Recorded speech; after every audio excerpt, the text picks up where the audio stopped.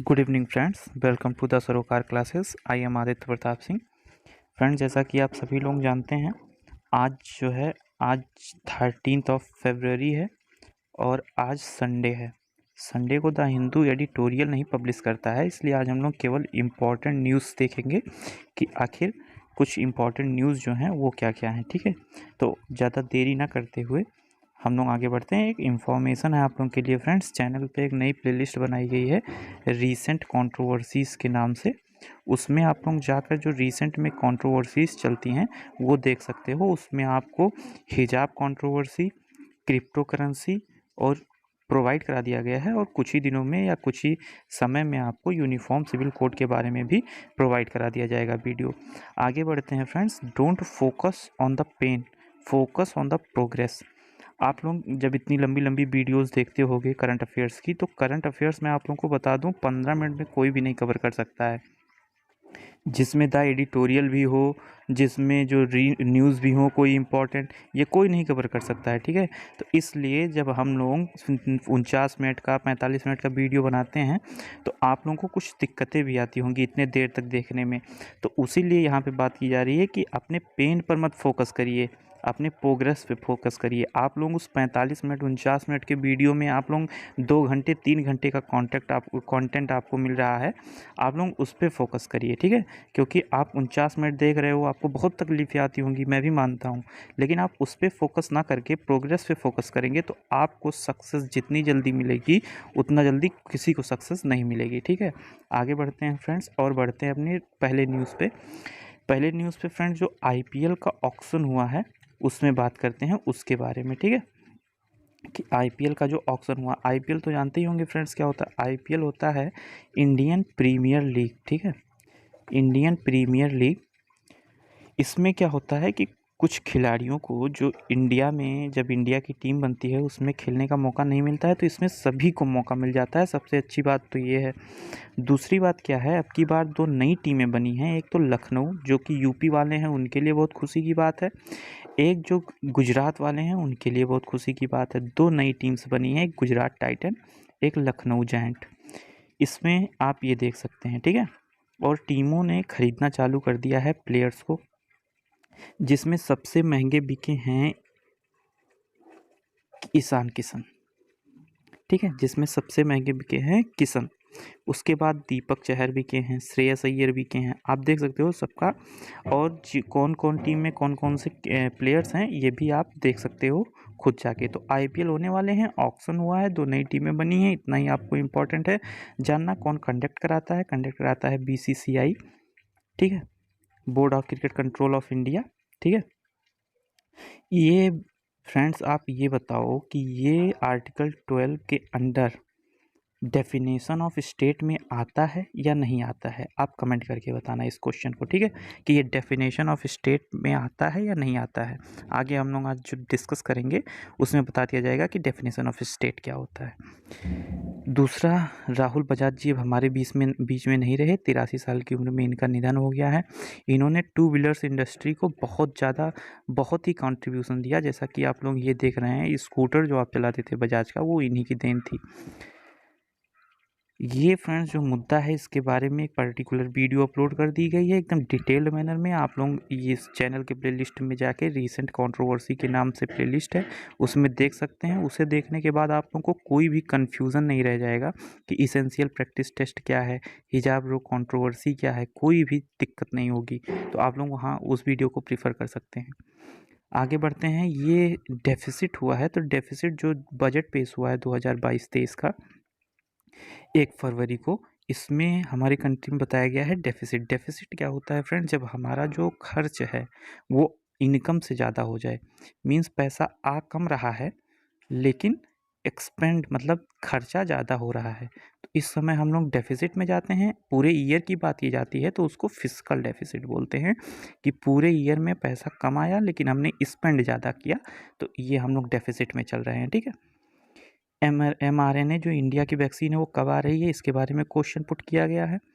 आगे बढ़ते हैं हम लोग। म्यांमार में क्या हुआ था फ्रेंड्स? पहले एक यहाँ पे यूनियन थी, फिर मिलिट्री का रूल आ गया था, उसके बाद फिर इलेक्टेड एनएलडी जो थी, ये आंग सान सुई की जो थी, ये आ गई थी, इनकी गवर्नमेंट बन गई थी और इलेक्टेड डेमोक्रेसी यहाँ पे कुछ हद तक आ गई थी। लेकिन फिर इन्होंने मिलिट्री कूप कर दिया, ठीक है, और इनको जेल में बंद कर दिया और मिलिट्री इस समय म्यांमार में राज कर रही है, ठीक है। इस समय वहाँ पे मिलिट्री रूल है। तो क्या दिक्कत है कि इनको तो बंद करके रखा गया है, कुछ लोगों को और बंद करके रखा गया था, उन लोगों को अब छोड़ा जा रहा है। तो इसी के बारे में न्यूज़ है ये।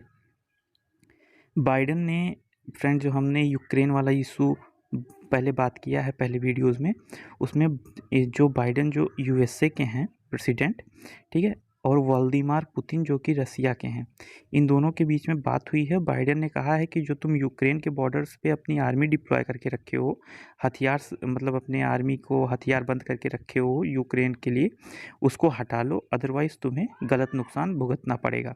ऐसा जो बाइडन ने व्लादिमीर पुतिन को बोला है, ठीक है। तो आगे आने वाले समय में सबके लिए, जैसे यूएसए अपने लोगों को वहाँ से आने के लिए कह रहा है यूक्रेन से, लेकिन अभी हम लोग नहीं कह रहे हैं। ये भी एक न्यूज़ में है कि इंडिया क्यों नहीं कह रहा है अपने लोगों को आने के लिए। तो हम लोग सोच रहे हैं हो सकता है सिचुएशन कुछ सही हो जाए, इसलिए अभी हम लोग अपने लोगों को वहाँ से नहीं बुला रहे हैं। यूएस जो है वो एम्बेसी खोल रहा है सोलोमन आइलैंड में, ठीक है, चाइना को काउंटर करने के लिए। यूएसए इस समय पूरा फोकस चाइना पे करके रखा है, चाइना और रसिया पे, क्योंकि इन्हीं दो ऐसे इमर्जिंग पावर्स हैं जो यूएसए को मात दे सकते हैं। यूएसए को, मतलब यूएसए को कड़ा कंपटीशन दे रहे हैं हर चीज़ में, हर एक डिपार्टमेंट में, ठीक है। आगे बढ़ते हैं फ्रेंड। नारकोटिक्स कंट्रोल ब्यूरो जो है हमारा, ये ड्रग्स कंट्रोल ब्यूरो है।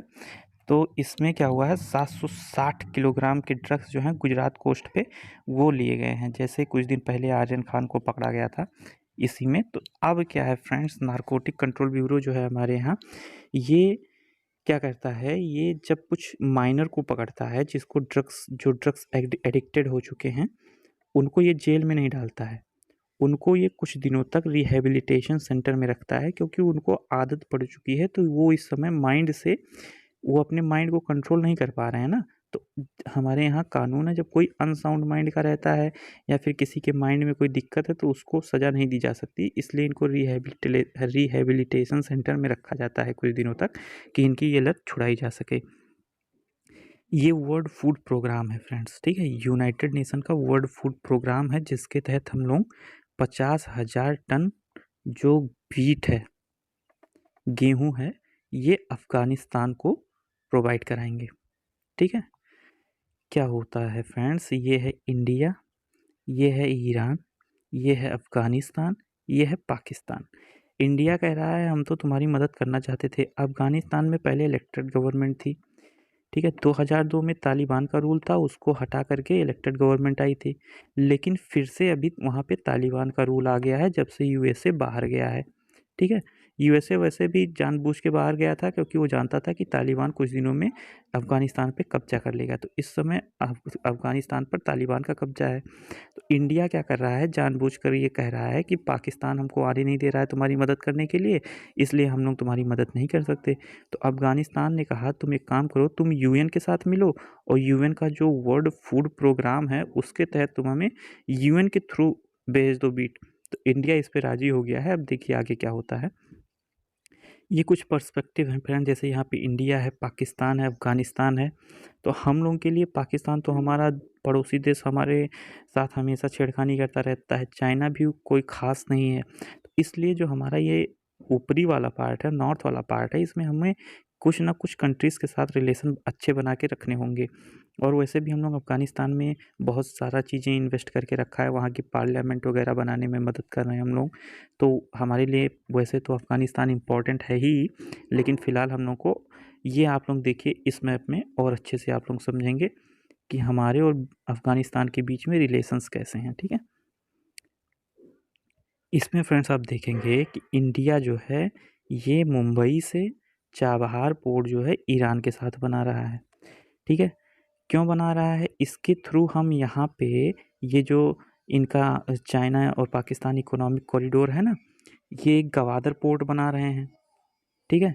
तो पाकिस्तान में है गवादर पोर्ट चाइना का, तो हमने इसी के कंपैरिजन में चाबहार पोर्ट बना दिया ईरान में, कि हम लोग इसके थ्रू पाकिस्तान पे और ग्वादर पोर्ट पे नज़र रख पाएँ कि ये लोग कहीं हमारे खिलाफ़ कोई साजिश तो नहीं कर रहे हैं। तो ऐसे में हमें अफ़गानिस्तान का बहुत ही ज़्यादा इम्पोर्टेंट है, बहुत ही ज़्यादा अफ़गानिस्तान हमारे लिए ज़रूरी है, क्योंकि इस टाइम पे जब ये लोग ऐसी चाइना ऐसी एक्टिविटीज़ कर रहा है तो हमारे लिए अफ़गानिस्तान और भी ज़्यादा ज़रूरी हो जाता है। और वैसे भी वहाँ पे इलेक्टेड गवर्नमेंट थी तो वो हमें कुछ सपोर्ट भी करती थी। फ़िलहाल तो वहाँ पे तालिबान है। तो इसमें यही बताया गया था कि हम लोग अफ़गानिस्तान को सपोर्ट प्रोवाइड करा रहे हैं। आगे बढ़ते हैं। इसमें धामी जो उत्तराखंड में क्या किया जा रहा है, क्योंकि हमने आपको बताया था कि 5 स्टेट्स में इलेक्शंस चल रहे हैं। उसमें से एक यूपी था, एक उत्तराखंड था, एक पंजाब था, एक गोवा था, एक मणिपुर था। तो उसमें उत्तराखंड में बात क्या की जा रही है, जैसा हिजाब रो कंट्रोवर्सी चल ही रहा है कर्नाटका में, तो वैसे बात की जा रही है उत्तराखंड में कि अगर हम लोग जीत के आए, तो धामी साहब बोल रहे हैं कि अगर हम लोग जीत के आए तो हम लोग यूनिफॉर्म सिविल कोड पर एक कमेटी बनाएंगे। तो इसको इलेक्शन में एक मुद्दा बनाया जा रहा है, तो उसी के बारे में बात की गई है। यूनिफॉर्म सिविल कोड क्या है फ्रेंड्स, ये मैंने आपको हिजाब रो कंट्रोवर्सी में बताया था, और वैसे भी रीसेंट कंट्रोवर्सी वाले प्लेलिस्ट में सौरभ सर द्वारा एक वीडियो यूनिफॉर्म सिविल कोड पे लाया जाएगा, क्योंकि पॉलिटी के टीचर हैं वो, ठीक है। आगे हम बढ़ते हैं फ्रेंड्स। हम लोगों के कॉन्स्टिट्यूशन में कुछ राइट्स हैं, जैसे एक फंडामेंटल राइट है, ये पार्ट 3 में दिया गया है। एक डीपीएसपी है, ये पार्ट 4 में दिया गया है। ये आर्टिकल 12 से आर्टिकल 35 तक आता है फंडामेंटल राइट, और डीपीएसपी हमारा किस में आता है, आर्टिकल 36 से आर्टिकल 51 तक हमारा डीपीएसपी आता है। तो फंडामेंटल राइट्स जो है ये इन्फोर्सिएबल है। इन्फोर्सिएबल का क्या मतलब होता है फ्रेंड्स, कि जितने भी आर्टिकल 12 से 35 तक दिए गए हैं, इसमें जो भी राइट्स हमको दिए गए हैं, अगर उनका वायलेशन होता है तो आर्टिकल 32 के तहत इनमें रेमेडी दी गई है। रेमेडी का मतलब क्या होता है फ्रेंड्स, एक इम्पॉर्टेंट चीज़ आप समझो। हमारे यहाँ एक कॉन्सेप्ट है, ठीक है, एक मैगज़ीन बोला जाता है, एक मैगज़ीन बहुत फेमस मैगज़ीन है, उबी जस इबी रेमीडियम। इसका मतलब क्या होता है कि where there is a right, जहाँ पे भी आपको राइट मिला है, ठीक है, जहाँ पे भी आपको कोई राइट मिला है उसका रेमेडी मिला है, देयर इज़ अ रेमेडी। अगर आपको कोई अधिकार मिला है तो आपको उसका उपचार मिला है कि आप उसका वायलेशन होने पर क्या कर सकते हो।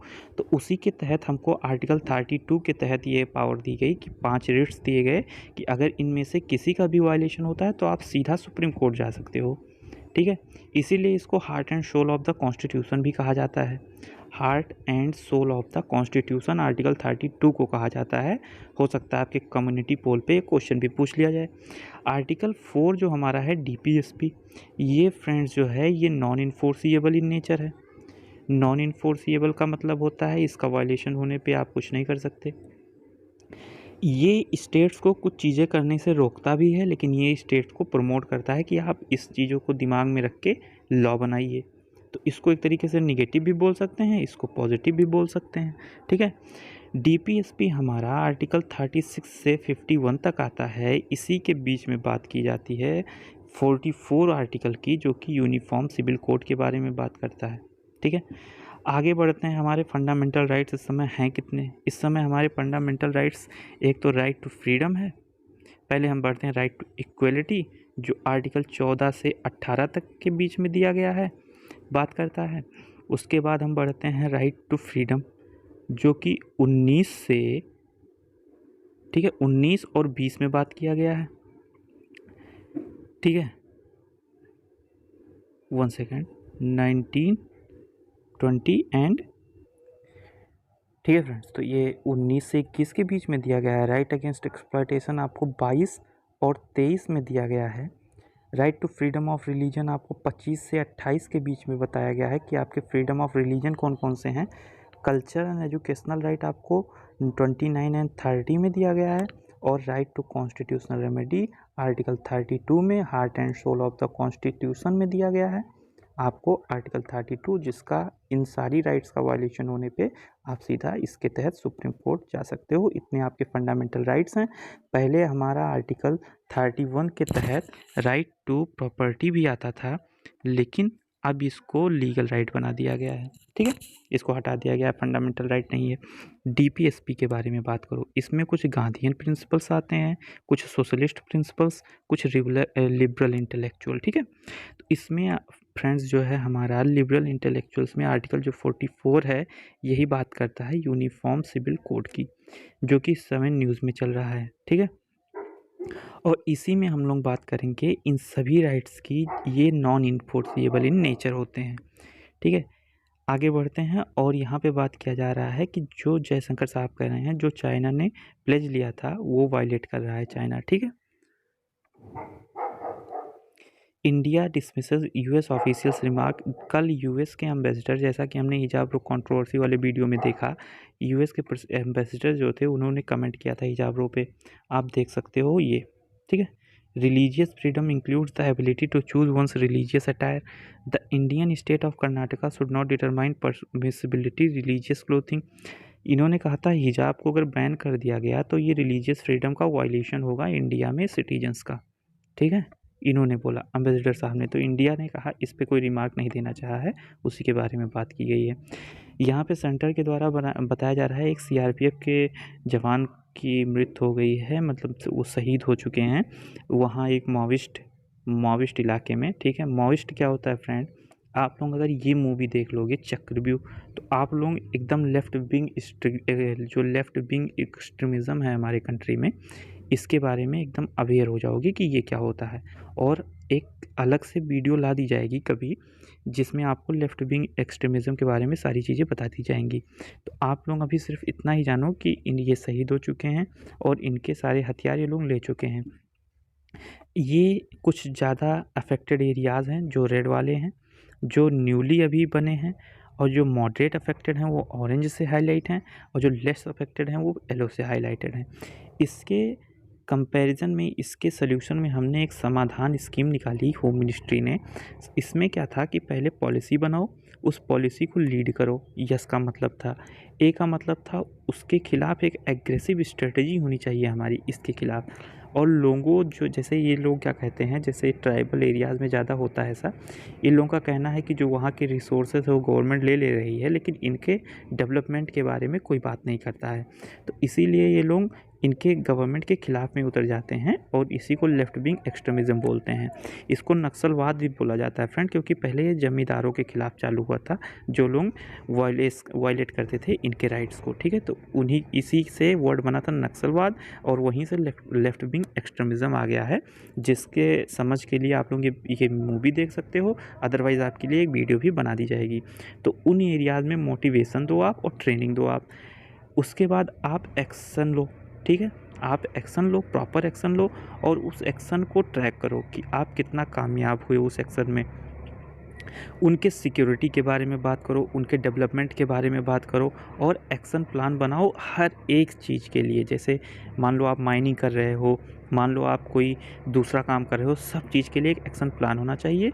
और इन लोगों को जो है, जो लेफ्ट विंग एक्सट्रीमिज़म को सपोर्ट करते हैं, इनको किसी भी तरीके से फाइनेंशियल सपोर्ट ना मिल पाए, ताकि ये हथियार वगैरह ना खरीद पाएँ, तो ये लोग वैसे ही कमज़ोर हो जाएंगे।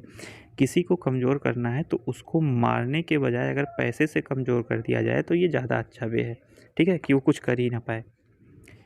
ये फ्रेंड्स जो लास्ट डील हुई थी राफेल की, वो नेक्स्ट वीक तक सारे राफेल हमारी कंट्री में आ जाएंगे, ठीक है।